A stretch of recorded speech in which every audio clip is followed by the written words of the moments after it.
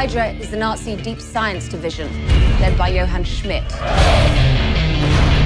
Our goal is to create a new breed of super soldiers. It is difficult to say whether American volunteerism in World War II was caused by comic books or other forms of propaganda. Certainly, these comic books had a significant impact. Their simple popularity gives indication of that. The comic book was not thoroughly introduced into American pop culture until the late 1930s. However, during World War II, Captain America comic books were selling more than some newspapers. Captain America's strong leadership and determination was meant to symbolize the attitude that America had when it entered the war. Captain America was created in March 1941 with the explicit purpose of building a support base for American intervention in World War II. Jack Kirby and Joe Simon were the creators of Captain America. They worked for Timely Comics. These two creators had a very clear objective to create a character who would fight in the war against the Nazis. The creators of these characters and the organizations that funded them belonged to a group called the Writers' War Board.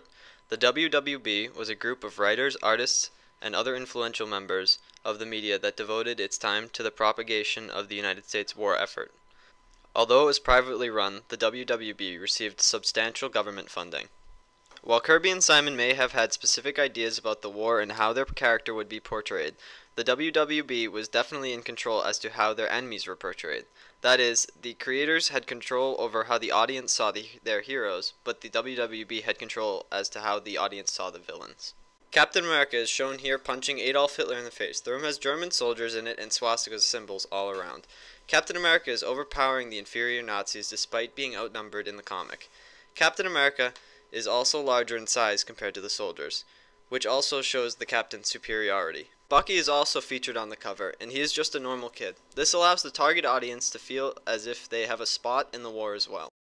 Oftentimes, the WWB created comics that demonized the Japanese or Germans while they idolized Americans. In the case of Captain America, the goals of the propaganda campaign were to rally support for the U.S. war effort during World War II by idolizing Captain America and demonizing Japan and Nazi Germany. In Captain America comic number 22, released in 1942, Captain America and Bucky are fighting Japanese soldiers on the front lines during World War II.